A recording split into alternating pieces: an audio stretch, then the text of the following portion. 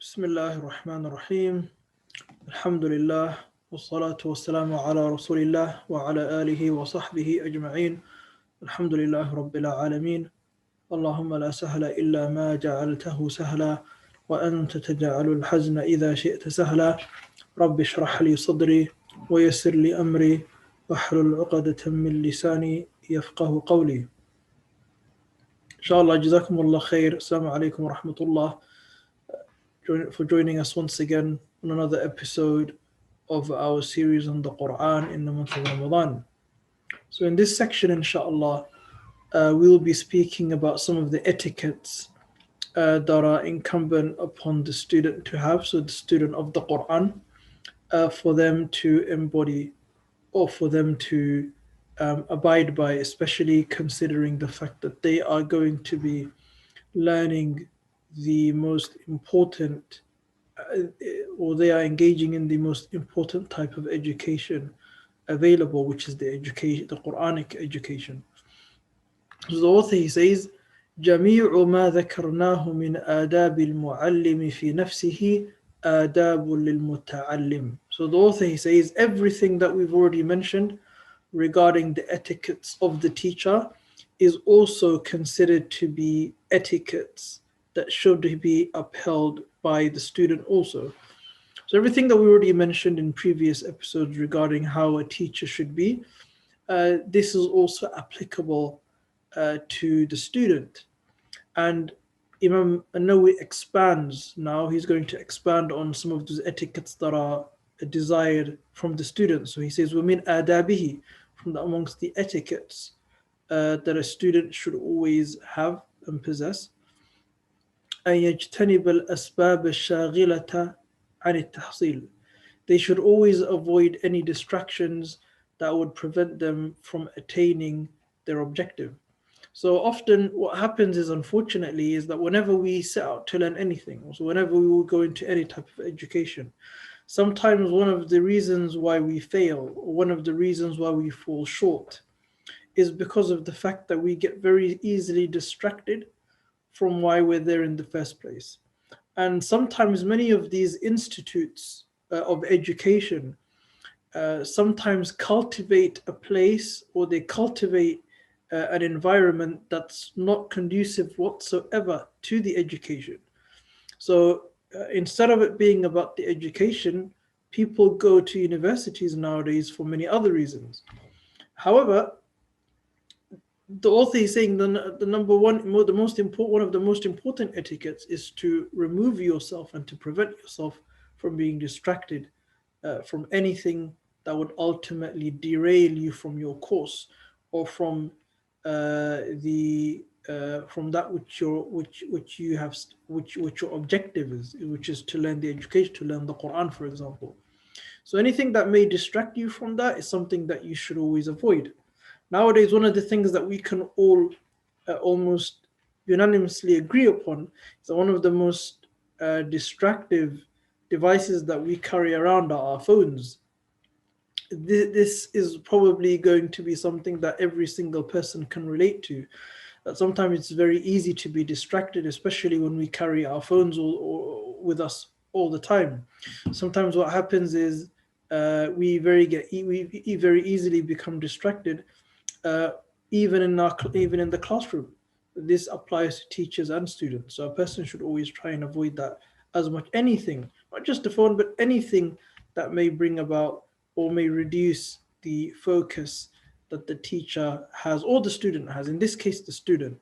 So anything that may cause the student to become distracted should be avoided. The author then he says, إلا سببا لا بد منه للحاجة, unless there's something, or unless there's a reason as to why, in which therefore it is a necessity. So if there's a necessity in which the student has to, for whatever reason, has to distract him or herself from the class, or from learning, or from in the presence of their teacher, then if it's something that's unavoidable, if it's something that's a necessity, then that's an exception to the rule.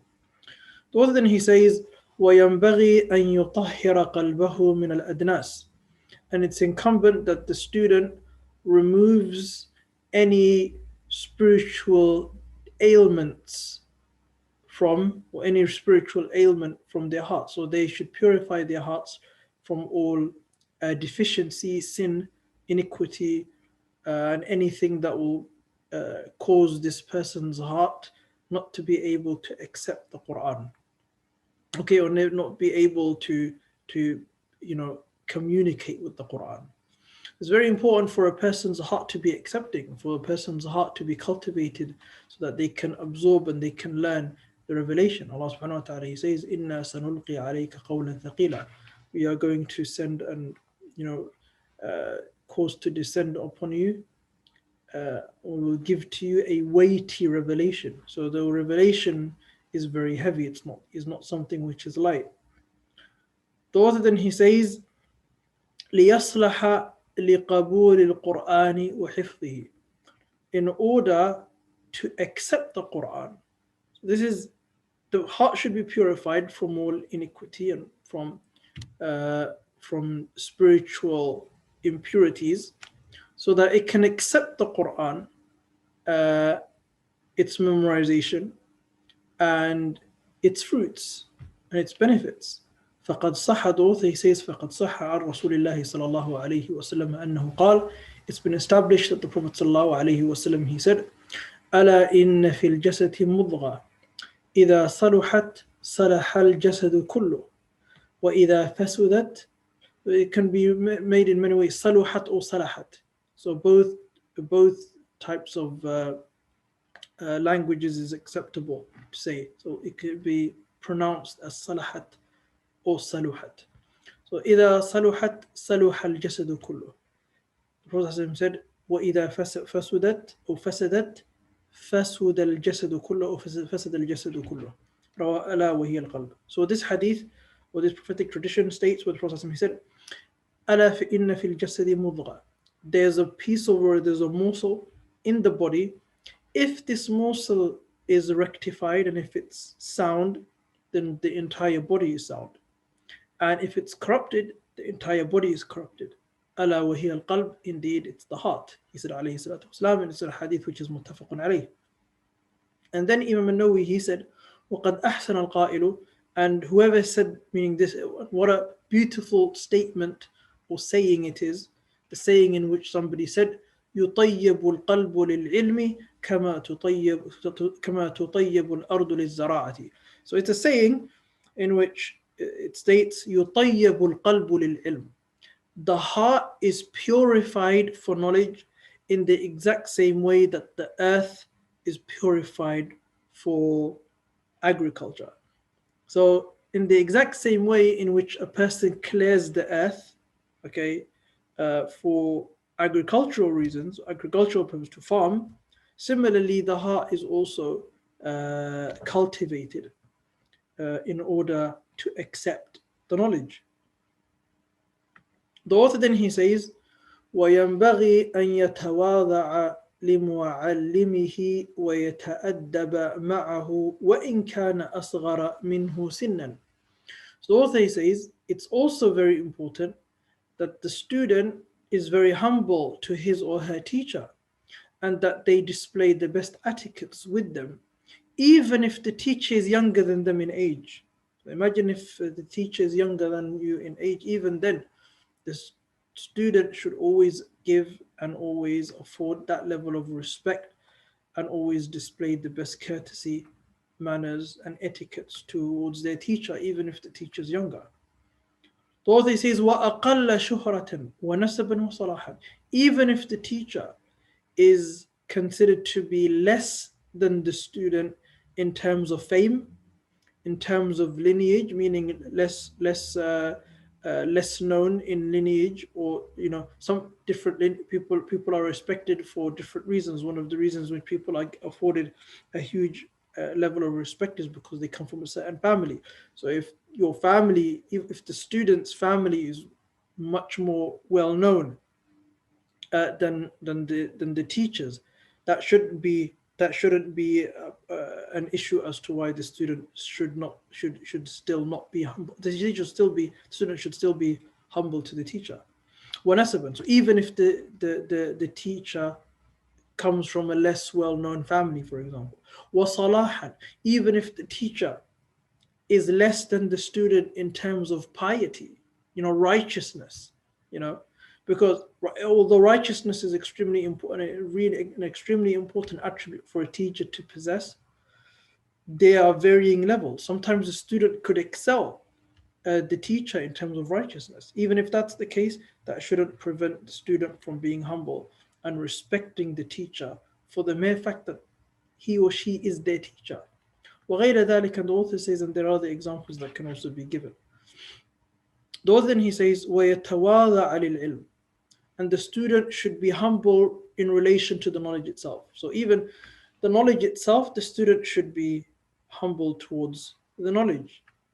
And then he says, Imam al-Nawawi, فَبِتَوَاضُعِهِ لِلْعِلْمِ يُدْرِكُهُ, by virtue of the student's humbleness towards the knowledge and respect towards the knowledge, he or she will reach the attainment of that knowledge.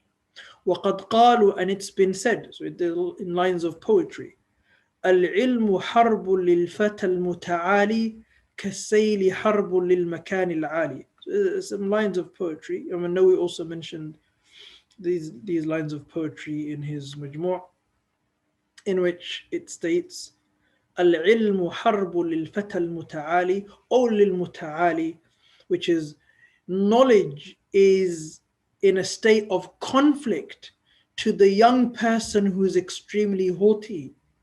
كالسيل حرب للمكان العالي, like the deluge or a flood is in conflict with an elevated place.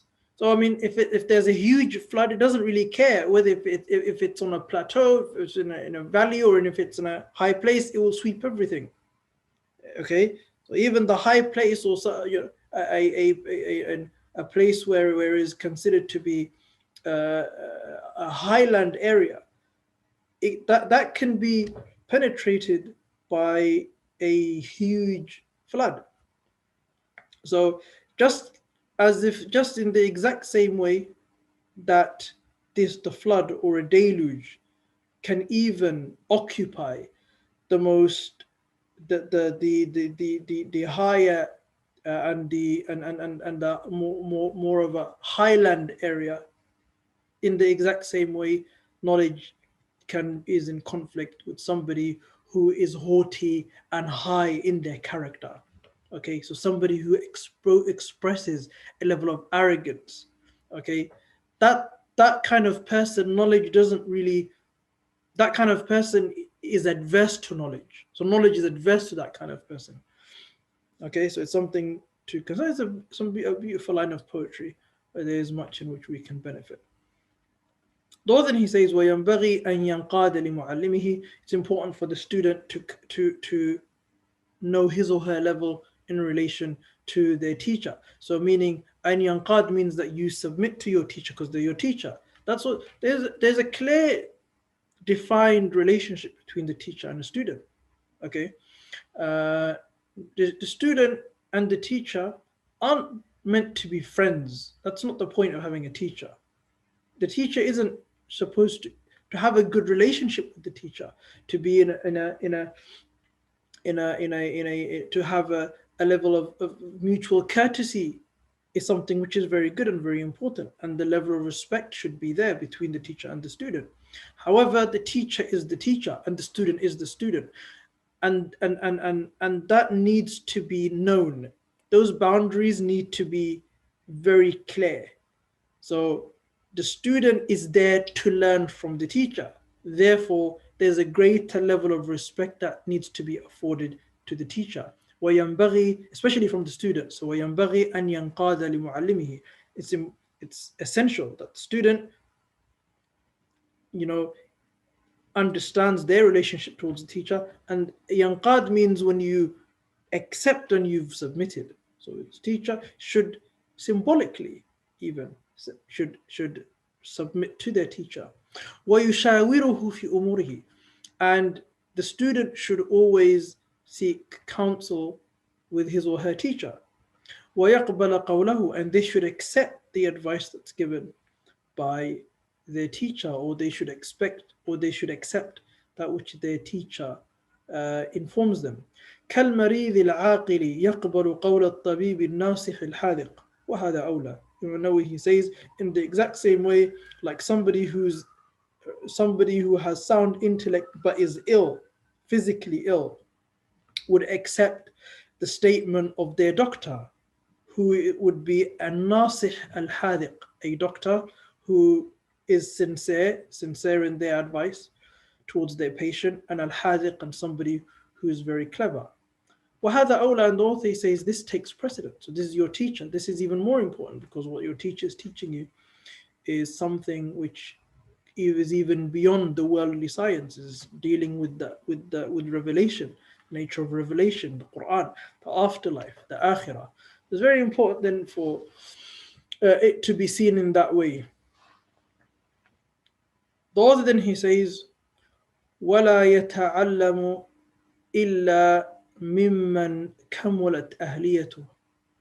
So speaking about the qualities of the teacher and the student, who should the student learn from? The author says, وَلَا يَتَعَلَّمُ إِلَّا مِمَّنْ كَمُلَتْ أَهْلِيَتُهُ. The student shouldn't learn the Quran except from somebody whose qualities are known, somebody who has perfected, their status and their qualities in relation to that which they're teaching. And the reason why the author, he mentions it, nowadays this might be very difficult. All of these points that are being mentioned here might not necessarily be easily ascertained or known, and that's something which is a fair point, because in the past there was really abundance, to choose from, but nowadays it's kind of really very difficult to ascertain almost all of these things. And the author says, وَظَهَرَتْ دِيَانَتُهُ, and a person whose religiosity has become manifest. So this is not somebody who's a obscure figure, somebody who's well known, somebody who's has some level of some as a status. This is important in a way, because then people can vouch for this person. Or then he says, وَتَحَقَّقَتْ مَعْرِفَتُهُ, and their level of knowledge is something that has been confirmed. So وَتَحَقَّقَتْ مَعْرِفَتُهُ, meaning they have a deep and an in-depth level of understanding. وَاشْتَهَرَتْ صِيَانَتُهُ, and this person's level of abstinence is also become very well known. فَقَدْ قَالَ مُحَمَّدْ ibn Sirin, because it was said, so it's a statement that's attributed to Muhammad ibn Sirin, وَمَالِكْ ibn Anas, وَغَيْرُهُمَا, and others also from the early Muslims, من السلف. هَذَا الْعِلْمُ دِينٌ فَانظُرُوا عَمَّنْ تَأْخُذُونَ دِينَكُمْ. This famous statement is mentioned in Sahih Muslim. In his Muqaddimah, Imam Muslim mentions it in his Muqaddimah. Abu Nu'aym mentions it in his book Hilyatul Awliya. Al-Khatib al-Ghazali mentions it in his book Al-Faqih wal-Mutafaqih. And Muhammad ibn Sirin, and also Al-Khatib mentions in his book Al-Faqih wal-Mutafaqih. And Ibn Abdul Barr mentions it in his Tamheed on the authority of Imam Malik. So, which is هذا العلم دين. This knowledge is the religion. So look from whom you take and you acquire your religion. Imam Nawawi continues and he says, وَعَلَيْهِ أَن يَنظُرَ مُعَلِّمَهُ بِعَيْنِ الْإِحْتِرَامِ. It's incumbent that the student, when he or she looks at their teacher, is done, they look at them with respect. So there should be a level of, they should have that respect for their teacher. Okay, so when they look at their teacher, they look at them, with a level of respect. وَيَعْتَقِدَ كَمَالَ أَهْلِيَتِهِ وَرُجْحَانَهُ عَلَى طَبَقَتِهِ. And also that they should believe, because in order to be able to benefit from your teacher, you have to be able to acknowledge and recognize their level of expertise. So you have to believe in the fact that what they are telling you and what they are teaching you is important for you to understand and to acknowledge and to believe that what they are telling you is correct. Otherwise, they wouldn't be your teacher. Why? Because the author says, فَإِنَّهُ أَقْرَبُ إِلَى انْتِفَاعِهِ بِهِ, because that would be more closer for you to be able to attain a benefit. So it's close. You would only be able to truly benefit from your teacher if you know and if you believe what they're telling you is actually genuine and is actually true. And then he says, وَكَانَ بَعْضُ الْمُتَقَدِّمِينَ, and some of the early scholars, إِذَا ذَهَبَ, meaning some of the early students of knowledge, إِذَا ذَهَبَ إِلَى مُعَلِّمِهِ, when they would go to their teacher. Obviously this doesn't happen nowadays, but in the early days, in some of the early Muslims, when some of the students would go to a teacher, تَصَدَّقَ بِشَيْءٍ, they would give a type of charity, not necessarily to the teacher, but they would give a charity before they actually they would give something in charity before they would attend, and they would make a supplication and they would say, وَقَالَ اللَّهُمَّ اسْتُرْ عَيْبَ مُعَلِّمِي عَنِّي, which is, they would say, "Oh Allah, God Almighty, cover the deficiency of my teacher from me," because we're all human beings, everybody has deficiencies. So they would make a dua and they would say, "Oh Allah, cover the deficiencies of my teacher from me." Why? In order to keep that level of respect. And وَلَا تُذْهِبَ بَرَكَةَ عِلْمِهِ مِنِّي, and oh Allah, do not remove and cause to be lost the blessings of his or her knowledge from me. Okay, it's a beautiful dua. So they would make this dua, they would give some charity, something in charity, and they would pray before they attend the classes, and they would say, "Oh Allah, cover the iniquities or cover the deficiencies of my teacher from me, and oh Allah, do not cause to be lost the blessings of their knowledge from me." And then the author, he says, وَقَالَ الرَّبِيعُ صَاحِبُ, showing you the level of respect that the student should have for the teacher. And the author, he says, وَقَالَ الرَّبِيعُ صَاحِبُ الشَّافِعِيَّ رَحِمَهُمُ اللَّهُ ta'ala. So Ar-Rabi' was one of the students of Imam al-Shafi'i, and he spent many years with Imam al-Shafi'i. And look what he says. He said, مَجْتَرَأْتُ أَنْ أَشْرَبَ الْمَاءَ وَالشَّافِعِيُّ يَنْظُرُ إِلَيَّ حِيبَةً لَهُ. And this is mentioned by Al-Bayhaqi in his book Al-Madkhal, in which Ar-Rabi' said, "It never once occurred to me to drink water whilst Imam al-Shafi'i was looking at me, out of respect out of awe and respect that I had for him. I've never in my life drank water in front of him." Imagine, subhanallah. For us, we would consider that to be something minor. We wouldn't even consider that to be a big deal. But out of the all respect and admiration and love that these people had for their teachers, they wouldn't even do anything that would remotely be interpreted as being disrespectful. And obviously, he was doing this out of respect and admiration for his teacher. He would never drink a glass of water in front of his teacher, because I've never even thought of, forget even doing it. It never has occurred to me to drink a glass of water, and my teacher, Imam Shafi'i, is looking at me out of admiration and respect that I have for him. Imagine. The author then he says, وروينا عن أمير المؤمنين علي بن أبي طالب رضي الله عنه. So this narration is narrated by Ali bin Abi Talib, Amir al-Mu'mineen رضي الله عنه, قال, in which he said, من حق العالم عليك أن تسلم على الناس عامة وتخصه دونهم بالتحية. It's a very interesting statement. Ali ibn Abi Talib, he said, and it's longer, so we're going to continue, it's quite a long statement.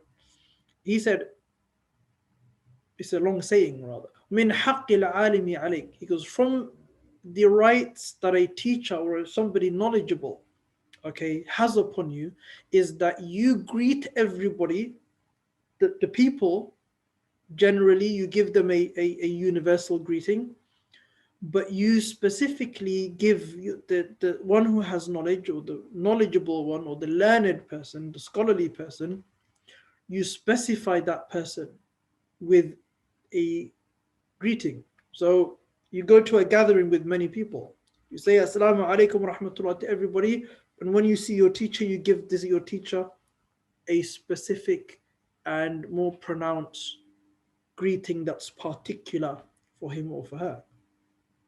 out of respect and admiration. So that's what Ali ibn Abi Talib he said. Then he continues and he says, وَأَن تَجْلِسَ أَمَامَهُ, and you should sit in front of him or her. وَلَا تُشِيرَنَّ عِنْدَهُ بِيَدِكَ, and do not point your hand in front of him. وَلَا تَغْمِزَنَّ بِعَيْنَيْكَ, and do not wander your eyes and look, do a play with the eyes.